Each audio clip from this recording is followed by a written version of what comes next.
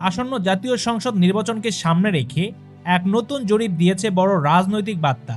এই জন্য বলা হচ্ছে এবারের নির্বাচন হতে পারে হাড্ডাহাড্ডি লড়াই। চলুন এই বিষয় নিয়ে আমরা বিস্তারিত এই ভিডিওতে জানব। তাই ভিডিওটি শুরু থেকে শেষ পর্যন্ত দেখতে থাকুন এবং চ্যানেলটি সাবস্ক্রাইব করে আমাদের সাথেই থাকুন। 4টি প্রতিষ্ঠানের যৌথ জরিপে উঠে এসেছে বিএনপি ও জামায়াতে ইসলামীর মধ্যে তীব্র প্রতিদ্বন্দ্বিতার আভাস। জরিপ অনুযায়ী প্রায় 34.7% ভোটার বিএনপিকে আর 33.6% ভোটার জামায়াতকে ভোট দিতে চান। এছাড়াও জাতীয় নাগরিক পার্টিকে ভোট দিতে চায় 7.1%, ইসলামী আন্দোলন বাংলাদেশকে 3.1% আর অন্যান্য দল পেয়েছে 4.5% ভোটারের সমর্থন। সবচেয়ে গুরুত্বপূর্ণ বিষয়, এখনও 17% ভোটার সিদ্ধান্তহীন।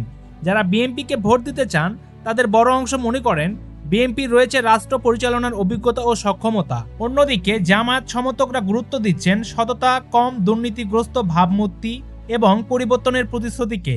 আর সিদ্ধান্তহীন ভোটারদের অনেকেই বলছেন তারা এখনও কোনো রাজনৈতিক দলকে পুরোপুরি বিশ্বাস করতে পারছেন না। বিশেষজ্ঞদের মতে এই সিদ্ধান্তহীন ভোটাররাই শেষ মুহূর্তে নির্বাচনের ফলাফল বদলে দিতে পারেন, হতে পারেন আসল গেম চেঞ্জার।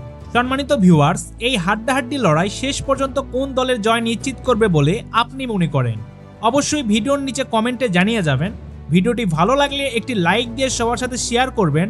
আর আপনি যদি আমাদের ইউটিউব চ্যানেলে নতুন হয়ে থাকেন তাহলে চ্যানেলটি সাবস্ক্রাইব করে আমাদের সাথেই থাকবেন। ধন্যবাদ।